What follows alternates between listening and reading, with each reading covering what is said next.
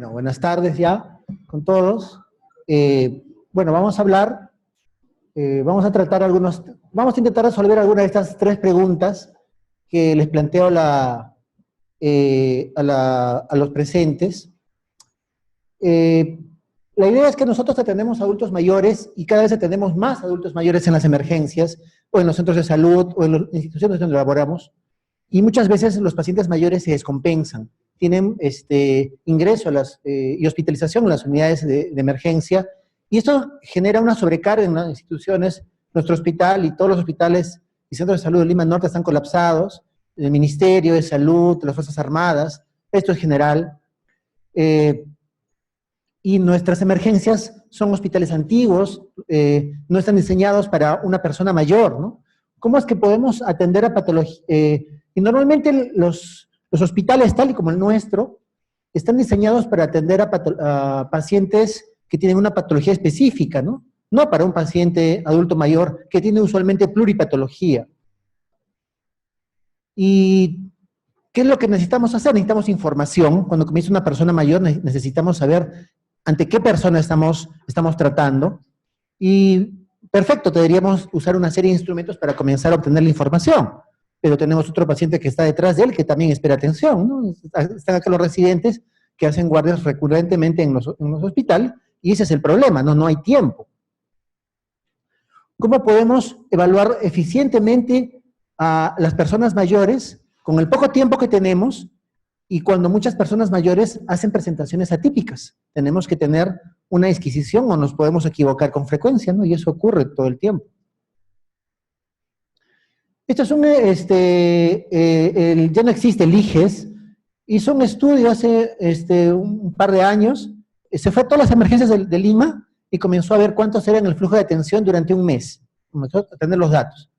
Y esto no ha variado mucho probablemente, ¿no? Miren, la tasa de pacientes que ingresan a las emergencias al día son muy altas, están alrededor de 200, 300, nuestra emergencia no es la más alta, ¿no? Estaba alrededor de 280 también, no sacar el dato, pero ante esto nos enfrentamos todos los días.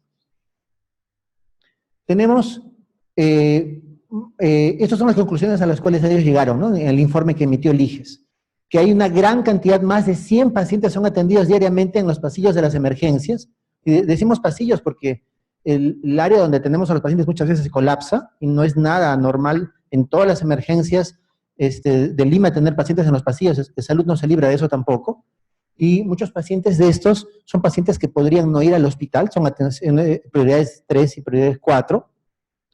Los pacientes deberían ir a consultorio externo, ¿no? Su nivel de complejidad no requiere ir a una atención de agudos, pero no pueden, porque las consultas externas están colapsadas también, ¿no?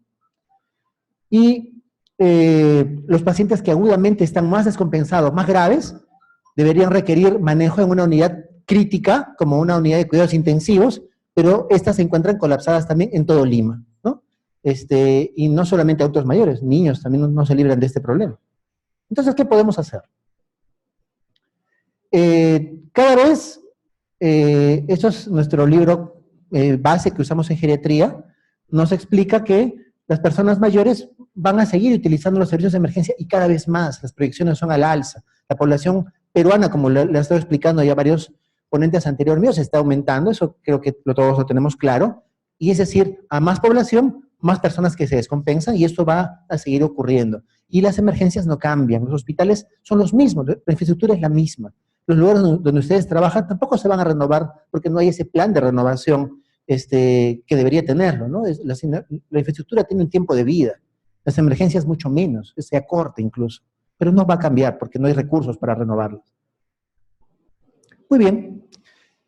Entonces, nos enfrentamos ante un escenario no muy positivo, ¿no? Tenemos pacientes adultos mayores que acuden a instituciones colapsadas, que tienen una serie de problemas que a veces no podemos darles el tiempo necesario y tienen algunas veces presentaciones subclínicas de enfermedades en las cuales son de difícil diagnóstico y son complejas.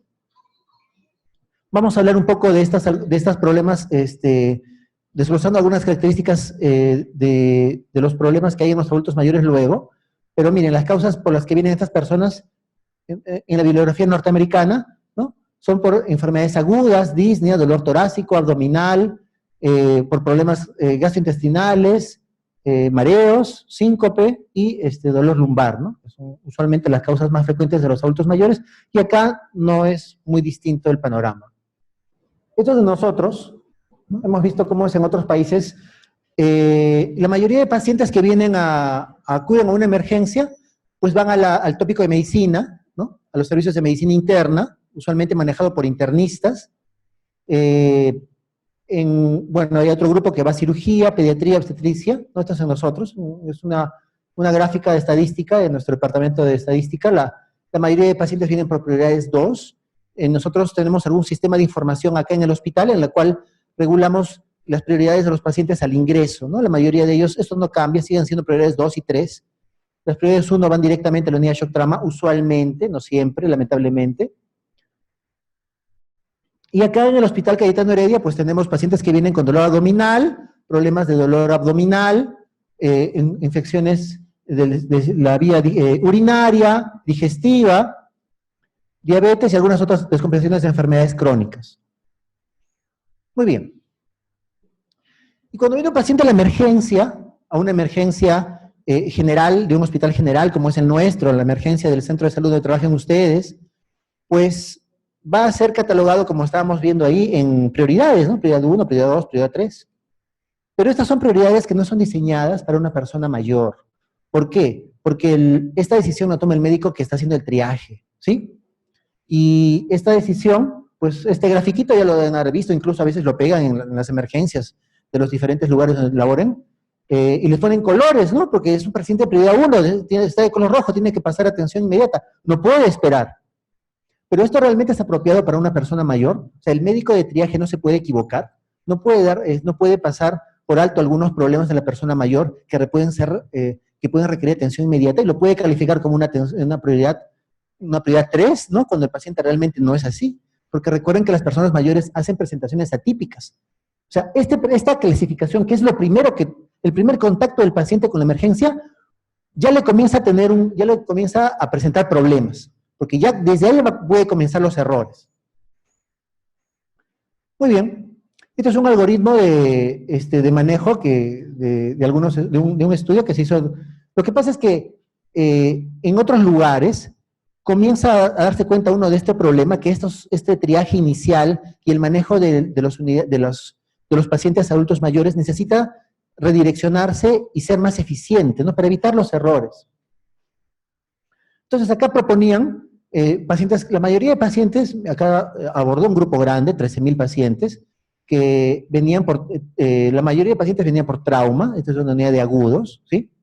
Tenían lesiones torácicas, lesiones abdominales, y cuando había alguna descompensación severa, los pacientes eran pasados a unidades de alto riesgo, es decir, pasaban a la unidad de shock trauma. Si es que no tenía un criterio positivo, evaluaba el trastorno del sensorio, si había alguna alteración neurológica también debía pasar a una unidad de alto riesgo, y si hay alguna descompensación de las funciones vitales, pues también tiene que pasar a unidades de alto riesgo, y si nada de esto pasa, pues pasará a nuestra evaluación cotidiana que se hace en los tópicos de medicina, ¿no?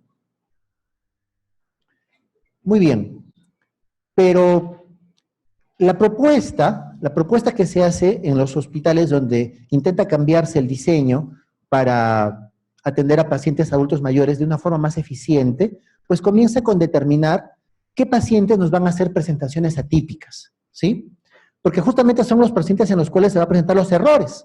Cuando hay pacientes que nosotros en geriatría definimos estos pacientes como frágiles, cuando tenemos pacientes frágiles, son pacientes que nos pueden llevar a error. Ese paciente debería requerir algún cuidado especial, e idealmente la aplicación de algunas herramientas en las cuales deberían estar a disposición de enfermería y de médico geriatra, o médico internista, o un médico de familia, ¿no? Que son parte del equipo que trabaja en las unidades geriátricas, en las unidades de agudos, que se van a especializar en manejo de pacientes geriátricos. Este es el Frail, es una herramienta antigua, ya conocida. Lo que pasa es que nosotros usualmente, para los estudios clásicos que se han hecho para determinar fragilidad, evalúan han sido diseñados para ser aplicados por gente experta en el tema, ¿no? Así se hicieron los estudios de fragilidad, por gente que estaba capacitada en el tema, y que evaluaban algunas cosas que el paciente no puede hacer cuando viene a una unidad de agudos. Le pedían al paciente que camine, le pedían al paciente que haga ciertos ejercicios de prehensión. Lamentablemente, un paciente que viene con trastorno sensorio, que se encuentra agudamente enfermo, no los va a poder realizar. Entonces ya no me sirve. Lo que el Frail busca, hacer algunas preguntas indirectas al paciente que podrían ser incluso aplicadas a la persona que lo está trayendo, y evalúa al paciente, ¿no? Si está cansado, si se tiene dificultad para caminar, si camina cierto trecho, si tiene pluripatología y si tiene pérdida de peso. Son preguntas que se pueden hacer, ninguna de ellas implica mayor dificultad. Estamos buscando pacientes que nos van a hacer presentaciones atípicas, que van a hacer problemas durante el tratamiento. Y esto debería aplicarse ¿dónde? En el triaje, porque desde ahí comienza el paciente, ¿no? ¿A dónde vamos a mandarlo? ¿Va a ir a una unidad al tópico de medicina? Y si tuviéramos una unidad diferente, ¿qué pacientes se benefician de ir a esas zonas? ¿De acuerdo? Muy bien. Si el paciente es frágil, tiene estas 3 o más preguntas positivas, pues debería pasar a una unidad especializada o a un manejo diferenciado. ¿De acuerdo? Muy bien. Y estas unidades especializadas, cuando se ha comenzado a implementar en diferentes lugares, ¿tienen beneficio? Por supuesto que sí. Por supuesto que sí. Miren, reducen la readmisión 26 a 19%. Es bastante, ¿no? Una cosa importante, y esto ya no solamente en el Ministerio de Salud, en muchas instituciones tienen los problemas de reingresos. No solamente, porque cuando un paciente viene a una unidad de agudos general, pues lo que busca el médico allí es darle de altas precozmente, ¿no? Solucionar el problema rápidamente y darle de alta. Y muchas veces los emergenciólogos hacen eso, ¿no? Si hay emergenciólogos, saben cómo es el trabajo. El problema es que los adultos mayores, y especialmente los que son frágiles, reingresan. Y es un problema, ¿no? Acá en el Hospital Cayetano Heredia, un estudio que se hizo hace unos años, encontró que los pacientes reingresan, 1 de cada 5 reingresa a los 30 días. Y el mismo paciente, y eso pasa a los residentes, que lo ven con frecuencia. Ven a los pacientes, esta paciente yo la he visto el mes pasado, y está nuevamente hospitalizada. Y me dicen, doctor, es la señora que siempre viene todo el tiempo hospitalizándose recurrentemente por diferentes patologías, ¿no? Y eso genera un alto costo del sistema. El sistema se va cargando de estos pacientes. Necesitamos que no reingresen, ¿sí? Cuando tenemos unidades especializadas, los reingresos disminuyen. O sea, si bien nos tomamos más tiempo con el paciente, y muchas veces la administración, los jefes, ven esto como que es de alto gasto. O sea, al tenerlo más días, estás gastando más. Al tener más personal, estás gastando más. Entonces, no era rentable para mí. Pero es que eso, cuando se ve de ese modo, es un enfoque equivocado. Porque cuando el paciente pasa a una unidad especializada, no va a volver tan frecuentemente como venía antes. ¿Sí? Las unidades geriátricas especializadas para agudos son unidades donde el entorno, o sea, tiene que ser diseñado de ese modo. En nuestro medio lo que hacemos es a veces adaptar algunas áreas, ¿sí?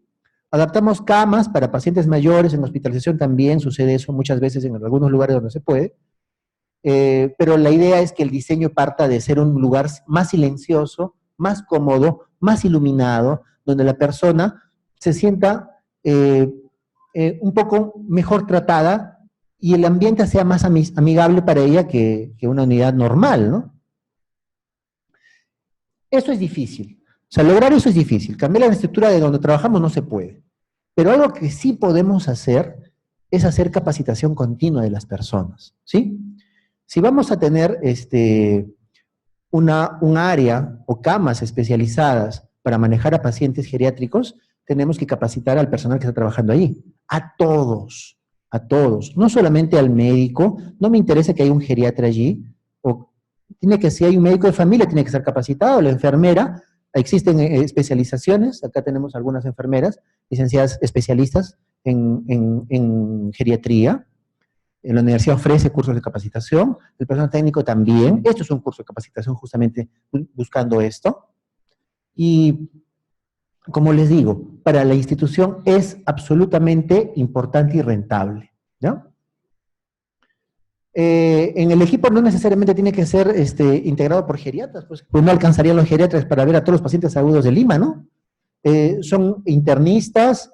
En los diseños implica bastante la parte de recuperación.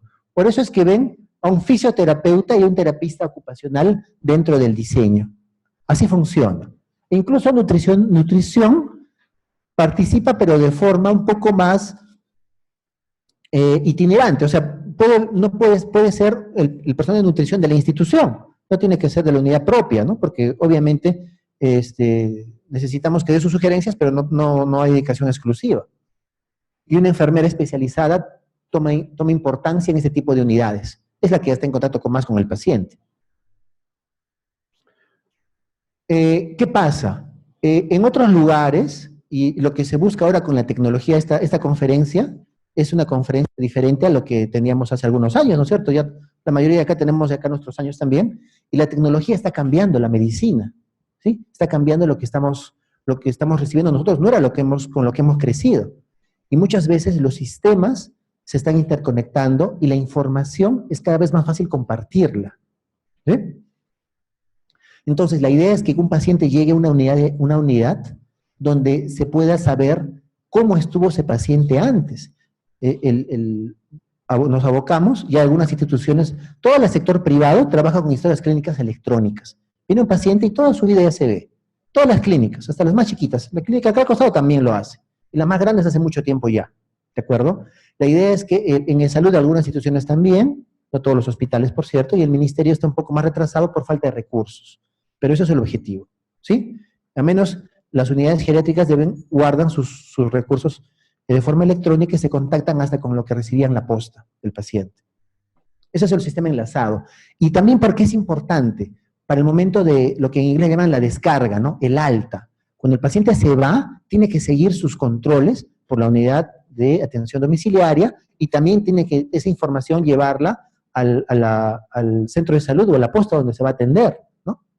Nosotros a lo más teníamos una hoja de contrarreferencia, pero es necesario que esto sea mucho más dinámico y la tecnología funciona para eso. Y nuevamente nos vamos al hecho del personal de enfermería. ¿Por qué? Porque el médico no va a ver al paciente todo el tiempo. El sistema no se diseña de ese modo. Y la enfermera tampoco es que tiene mucho tiempo para hacer evaluaciones más completas. Entonces, lo que se hace como en geriatría hacemos regularmente son diseñar herramientas de screening para ver problemas específicos, ¿no? Para ver problemas de inmovilismo, para ver problemas de delirio, que vamos a discutir en las próximas imágenes, para ver, cómo enfocamos un paciente cuando tiene problemas de incontinencia, síncope, etcétera. Necesitamos herramientas para cortar los tiempos y ser más eficientes en nuestro trabajo. La evaluación geriátrica integral, que es lo que se hace en una unidad especializada, usualmente va liderada por el trabajo que hace enfermería. La enfermera está capacitada para hacer una evaluación geriátrica integral. Hay programas de educación continua, como esta capacitación, se hacen recurrentemente al personal. Todo el personal está haciendo un feedback todos los meses, ¿no? donde hay diferentes temas que se tocan. Y acá hay algunos estudios de unidades geriátricas de agudas, donde participan los médicos, como ya comenté, no son geriatras, son geriátricas también, pero también son internistas y son médicos de familia. Usualmente los tres están involucrados en este tipo de unidades. Enfermeras, terapistas ocupacionales, fisioterapeutas y nutricionistas. No necesariamente, miren, acá en la unidad convencional, no, tenemos médicos y enfermeras, correcto, eso sí, ¿no? Pero los demás profesionales no están implicados todo el tiempo en la unidad. Y el tener una unidad geriátrica especializada de pacientes agudos, pues da beneficios, como ya les dije, mejora la mortalidad y las rehospitalizaciones que hablan de dinero, ¿no? En los pacientes. Pero no solamente es el reingreso, sino también mejoran la funcionalidad de los pacientes, y eso es muy importante, ¿no? Mejoran, lo que ha demostrado estadísticamente mejorar cuando tienes una unidad, es la deprivación visual de los pacientes, la capacidad del paciente, la cognición de los pacientes, el dolor, un punto muy, muy importante en un paciente agudo, ¿no? Por supuesto, el dolor crónico también es muy importante y muy frecuente. Pero recuerda que en el adulto mayor el mejorar el dolor puede estar, tiene que ver directamente con su calidad de vida, ¿no? La parte afectiva, las habilidades del paciente y la capacidad de hacer sus actividades, ¿no? Y la capacidad de deambular, ¿de acuerdo? Es decir, es un paciente manejado de forma mejor y que va a tener definitivamente mejor calidad de vida y hace más actividades y afectivamente está mejor. Entonces, ¿qué se hace en una unidad de agudos especializada? Primeramente, el paciente fue identificado como paciente frágil, como hablamos en el triaje, ¿no? Se le hace algunas preguntas básicas. Este paciente necesita, el triaje ya lo destina a una unidad geriátrica especializada, y ahí se comienza haciendo una valoración geriátrica integral, ¿no? Evaluamos la parte mental, afectiva, social del paciente, y definitivamente también la parte médica, ¿no? ¿Qué es lo que le está pasando? La parte somática, dice acá, y evaluación del estado mental, los fármacos que toma el paciente y qué actividades puede realizar, y todo con el objetivo de elaborar un plan de trabajo y un plan de alta. Dice, el paciente no es que le das el alta, señora, esos son medicamentos y se acabó. No funciona así, ¿no? Primero tienes que capacitar a la persona.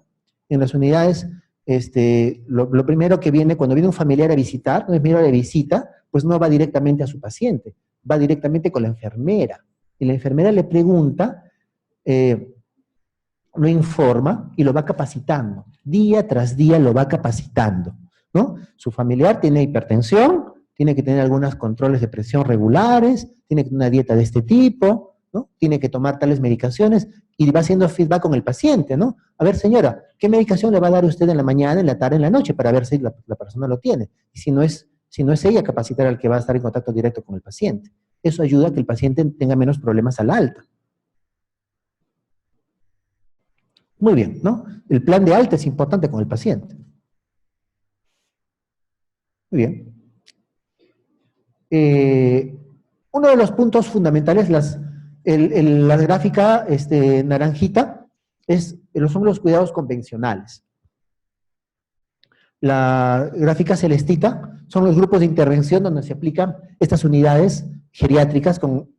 La diferencia, como se dan cuenta, es el equipo, nada más. Es el equipo. O sea, todos mejoran, pero cuando se trabaja en equipo y se aplican instrumentos para valorar bien a estos pacientes, el paciente mejora y la funcionalidad mejora grandemente comparado, miren, más del doble de pacientes mejoran la funcionalidad en una unidad geriátrica de agudos, ¿sí? La evidencia es clara de eso, no hay dudas. Muy bien. Y nuestro paciente ingresó a la emergencia. Recuerden que los pacientes adultos mayores tienen patologías algo distintas a los pacientes adultos jóvenes, ¿sí? Porque, por ejemplo, ¿no? Los pacientes adultos jóvenes pueden ir a hacer infecciones respiratorias altas, ¿no? Eso es bastante frecuente. Pero, sin embargo, como ven acá, ¿no? Hay problemas infecciosos en ambos, por supuesto, pero los problemas los eventos cardiovasculares aumentan, ¿no? Estadísticamente hay una diferencia, estos son porcentajes, ¿no? De 14 a 22%. Esto es una realidad en Chile, o sea que eso no varía mucho, ¿eh? No estamos muy alejados, no es Estados Unidos. Los pacientes jóvenes vienen más por problemas digestivos. Los pacientes adultos mayores hacen más problemas neurológicos, ¿no? Esas son algunas diferencias que se presentan más frecuentemente en personas mayores. Trastorno sensorio, delirio, etcétera, ¿no? Muy bien.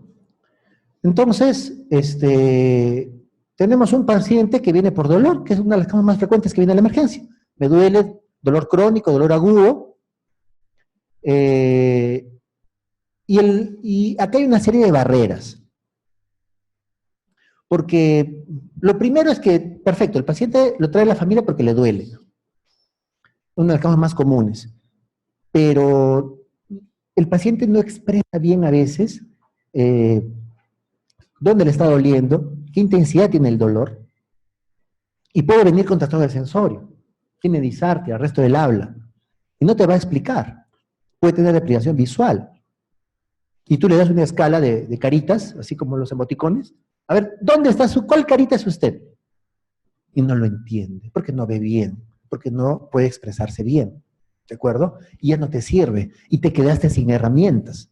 ¿Y ahora qué hago? Otro problema que hay acá es que hay dificultad en su reconocimiento y, y algunas barreras que pone el propio médico, ¿sí? Primero que tienes que reconocer si el paciente tiene dolor o no, y como tiene arresto del habla, ya no te puede hablar, y solo te queda verlo, y tienes que poder identificar si está con dolor o no. Hay una serie de gestos del paciente que para ti, si no estás familiarizado, no te vas a dar cuenta si está con dolor o no. Y segundo, como tienes a la mano medicamentos, tú ya por experiencia te ha pasado que tus pacientes se han complicado con algunos medicamentos para el dolor, con los opioides específicamente, ¿sí? Entonces, cuando viene una persona mayor, das un paso hacia atrás y no le quieres dar el medicamento, ¿no? Le vamos a administrar tramadol, morfina, pero mejor no, ¿sí? Es el primer paso, ¿no? Si fuera joven le darías, ¿sí? Le darías un AINE, pero como es adulto mayor, ya no le quieres dar AINES, porque ya has tenido problemas. Tampoco le quieres dar opioides, porque ya te ha pasado cosas negativas. Entonces, el propio médico va generando algunas barreras para no tratar el dolor. Y ese es un problema que hay en todo sitio. Algunas escalas se han diseñado en ese sentido para ayudar a facilitar esto. O sea, como las caritas ya no te sirven como funcionan bien para una persona joven, pues entonces tenemos que hacer algunas escalas, ¿no? En geriatría usamos bastantes herramientas para todo. Hay que ver sus expresiones faciales, todos los gestos que hacen los pacientes, si lo tienen o no, ver cómo luce el paciente, ¿no? Si está llorando, si cierra los ojos, un signo de dolor, ¿no? No te lo puede decir, pero hacer algunas expresiones de dolor. La posición que adopta nuestro paciente, algunos comportamientos de los pacientes, si están agitados, se ponen agresivos, ¿sí? Que pueden ser, la agresividad puede ser una expresión de su dolor, ¿no? Y lo que haces usualmente es amarrarlo para que ella no te agreda, pero lo que necesitaba, lo que el paciente pedía era que le calmes el dolor, ¿no? Y algo que dicen en la bibliografía es que cuando tengas este tipo de pacientes y tengas dudas en su manejo, busques a alguien especializado. Por eso en la unidad hay un médico especialista, ¿no? Usualmente hay un geriatra, de hecho que tiene que haber, al menos uno. Y eso es para todos, porque recuerden que el manejo del dolor comienza con enfermería. No, comienza con el técnico que lo está bañando, que es el que está directamente con el paciente, ¿no? Y se da cuenta que este paciente no está bien, ¿no? Te llama la atención que no está bien. Y le comunicas a la enfermera tampoco está segura. Y tiene que ver a alguien, o sea, comunicarle al especialista, doctor, este paciente aparentemente se está quejando o por alguna razón está intranquilo y necesita que lo evalúes. O sea, eso es parte de lo que dicen en todas las unidades, ¿ah? Como hay no lo haces en todos los pacientes, lo haces en algunos. La enfermera ya sabe, tiene experiencia, sabes que a este paciente le está pasando algo y tienes dudas sobre si es dolor o no es, ¿de acuerdo? Y eso es justamente el hecho de capacitar a las personas, ¿no? Para que puedan identificar algunos signos precoces en los pacientes. Obviamente, no está escrito acá que demos AINES, pero sin embargo a veces se usan, ¿no? No vamos a negarlo. Usualmente, si van a usar los AINES, que sean por periodos muy cortos, lo más corto posible, ¿sí? Preferimos usar paracetamol, como explicó el doctor hace rato, tenemos una fractura, necesitamos inmovilizarla, un hueso roto que se inmoviliza, que ya no está inestable, deja de doler, ya deja de doler. El mejor tratamiento no son los opioides, no son darle AINES, es inmovilizar un hueso roto. Cuando estabilizas una fractura ya no duele. Las dosis de opioides, por cierto, usualmente de inicio son menores que en las personas adultos jóvenes, ¿sí? Si tenías una dosis de 100 de tramadol, dale menos, ¿de acuerdo? 25 o 50% menos, de inicio. Obviamente, pero doctor, no le pasa. Por supuesto que podemos ir subiendo la dosis, pero se va escalando, ¿no? No se dan dosis fuertes de inicio para manejo de dolor, ¿ya? Muy bien. El problema, recuerden que el paciente vino a triaje, ¿no? Y nosotros hemos identificado que tiene probablemente sea una persona frágil, ¿no? Le hemos aplicado ya los instrumentos y lo hemos derivado a otra área. ¿Por qué? porque a veces hay errores diagnósticos. Uno de los problemas que más comúnmente ocurren en el mundo, en las emergencias, es no diagnosticar eventos coronarios agudos, ¿sí? Un tercio de pacientes adultos mayores no presenta dolor, ¿sí? No presenta dolor. Es decir, tienes 60% de pacientes que sí presentan dolor, pero hay un 40% que se te van a escapar. ¿Cuáles son los signos de un evento coronario agudo? Disnea, diaforesis, náuseas, síncope, ¿de acuerdo? Es que a veces uno no lo piensa a priori, ¿no? Y va catalogando al paciente como que viene por náuseas, pues tendrá un problema gastrointestinal, ¿no? Y perfecto, un problema gastrointestinal te puede esperar, pero un paciente con un infarto, no, ¿de acuerdo? Y estos son errores que suceden acá en Estados Unidos en todos sitios. Por eso es que inicialmente con el triaje, esos pacientes frágiles pasan a una unidad especializada. El personal está más familiarizado con pacientes mayores y usualmente se equivoca un poco menos. Otro problema que hay en los pacientes que tienen dolor torácico son los pacientes que tienen embolismo pulmonar, ¿no? Los pacientes que tienen embolismo pulmonar presentan dolor. La mayoría de ellos presenta dolor y a veces el síntoma típico que lo ven nuestros residentes a diario es falta de aire, ¿no? Son pacientes que presentan un dolor súbito, una disnea súbita, con algunos factores de riesgo asociados, pero también no olviden que presenta dolor torácico muchas veces, ¿sí? Muchas veces, para personas adultas mayores. Algo mucho menos frecuente, más raro, pero que tenemos que tener siempre presente cuando una persona mayor tiene dolor, especialmente cuando es muy intenso y de muy rápida instalación. Un dolor intenso en un adulto mayor de rápida instalación parece un infarto, pues, ¿no es cierto? Dolor torácico. Por supuesto que tienes que pensar en un infarto, pero no es la única causa, ¿no? Un dolor muy intenso podría estar en relación a un problema de disección de aorta. Son dolores centrales, ¿no? Dolor torácico, central, severo, y muchas veces asociado a cuadros neurológicos. Ese paciente hacen síncopes o hacen alteración del sensorio por el problema. Recuerden que estamos hablando de que un vaso se está alterando, está sangrando, ha perdido su integridad, y eso tiene que ver directamente con el flujo sanguíneo cerebral, ¿no? Se va a deteriorar y el paciente pues hace un síncope o hace alteración del trastorno del sensorio. Dolor torácico con trastorno del sensorio, nunca dejes la sospecha de que un paciente puede estar haciendo una disección de aorta, ¿no? No es normal que un paciente con infarto tenga trastorno del sensorio asociado. Eso no ocurre tan recurrentemente, ¿ya? Fibrilación auricular, a los 80 años hay en 10% de pacientes. A los 85 años esto sube hasta 18%. 18% es uno de cada 5. Es decir, gran cantidad de adultos mayores presentan alteraciones del ritmo cardíaco. Cuando un paciente viene muy taquicárdico, ¿no? El paciente está pasando del triaje y te lo manda con funciones y te dice que tiene 150 de frecuencia cardíaca. Lo primero que yo pensé es si tiene fiebre. No tiene fiebre. Y cuando le palpas el pulso es irregular. Hasta ahí está todavía siendo evaluado por enfermería, no ha pasado todavía el médico, ¿sí?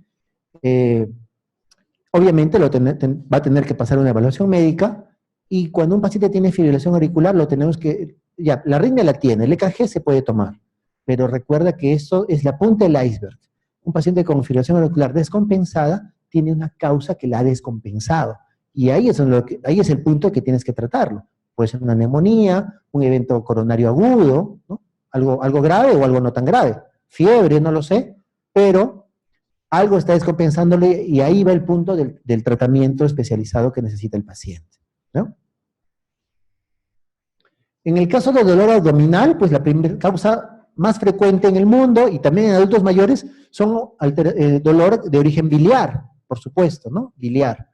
Pero hay algunas otras patologías que también causan dolor abdominal: obstrucción intestinal, enfermedades ulceropépticas, diverticulitis y apendicitis, en orden de frecuencia, ¿ya? En orden de frecuencia. Y el problema es que ante una obstrucción intestinal, nosotros deberíamos tomar una radiografía, pero la radiografía, cuando tienes un adulto mayor, muchas veces va a tener algunas dificultades, pierde un poco de sensibilidad comparado con una persona joven. Muchas veces, como está acá escrito, una persona con una obstrucción intestinal, cuando es adulto mayor, requiere tomografía. Pasa a ese punto, ¿ya? Siempre toma un electrocardiograma ante un dolor abdominal en una persona mayor, es uno de los errores más frecuentes en medicina, ¿no? Como hemos dicho, no siempre son presentaciones atípicas, ¿no? Síncopes o a veces dolor abdominal, epigastrio. Siempre tiene que tener un EKG. Y ten en cuenta, y ha pasado algunas veces, que los pacientes que tienen un cuadro de abdomen agudo no presentan fiebre ni leucocitosis, ¿no? Más de una vez hemos ido, ahí nos ha llamado el doctor Salvador, un paciente que está taquicárdico en cirugía, fractura de cadera, y era una apendicitis. Y nadie se dio cuenta. 2 días en el hospital, Cayetano Heredia, nivel 3 de referencia nacional. Pasa, ¿ya? Muy bien. Los aneurismas de aorta abdominal también son más frecuentes en personas mayores, tiene que ver con problemas del colesterol, por cierto, y cuando se rompe un aneurisma, tiene elevada mortalidad, ¿no? El paciente se muere. Muy bien, ya no nos falta mucho, vamos a acabar ahorita, un par de minutos. Los síncopes. Los síncopes, lo que quiero que se lleven de los síncopes, obviamente ya saben que las causas son cardíacas o neurológicas, pero los adultos mayores tienen síncopes diferentes. Miren, la mayoría de síncopes son causados por problemas neurológicos, ¿sí?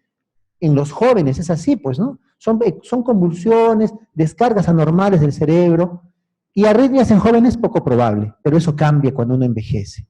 A los 60 años, lo que comienza a agarrar mucho más fuerza, obviamente también hay gran cantidad de síncopes neurológicos, son los eventos estructurales cardíacos, las arritmias, ¿sí? Las arritmias. Una persona mayor que tiene un síncope siempre tiene que tener un electrocardiograma, porque comienzan a haber fibrilaciones auriculares recientemente diagnosticadas, problemas de bloqueos cardíacos, etcétera, ¿de acuerdo?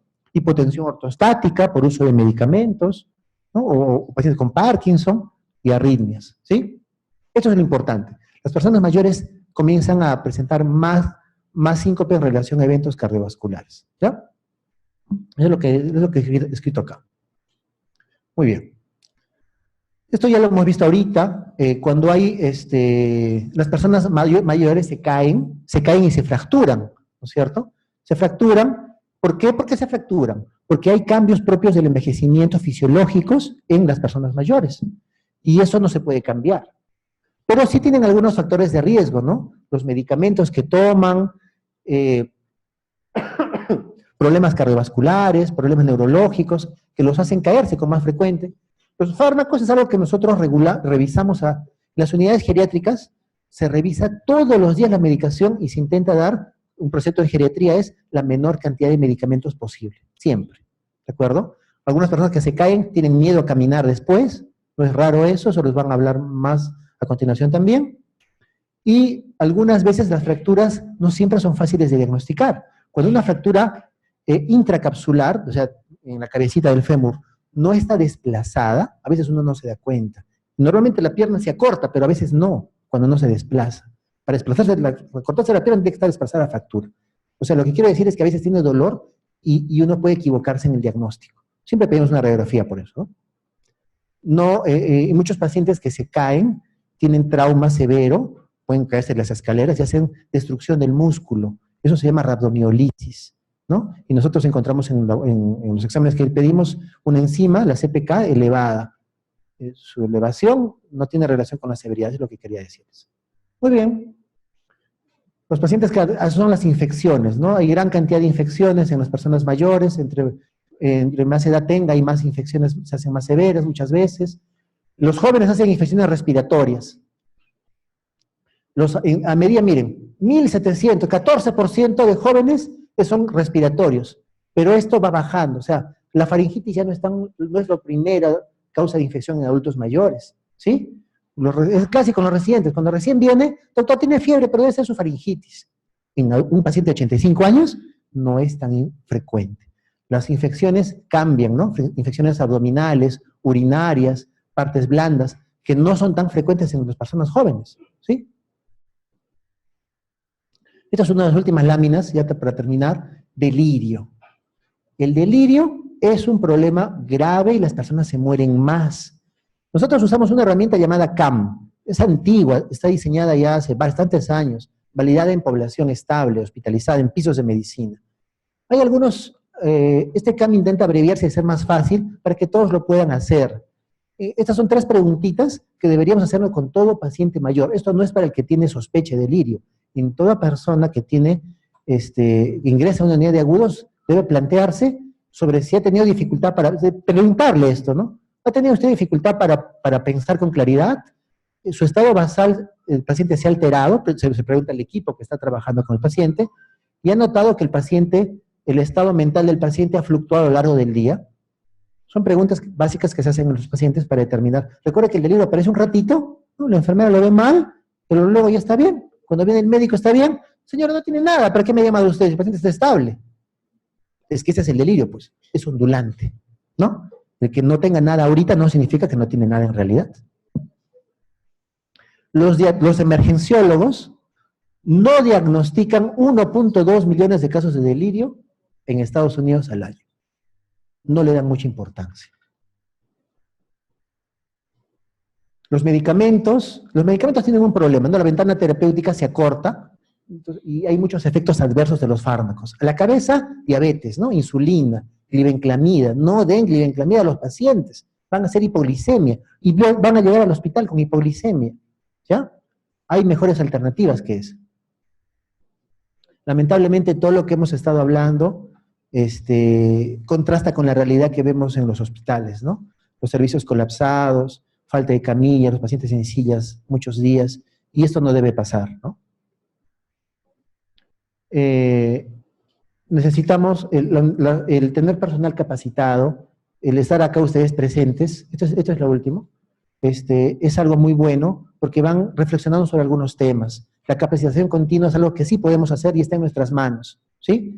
Ya el mejorar la estructura estará en manos de los jefes, de las autoridades, y siempre dense cuenta que evaluar completo a un adulto mayor es un ahorro de dinero, porque no va a volver rápidamente a hospitalizarse. Muchas gracias.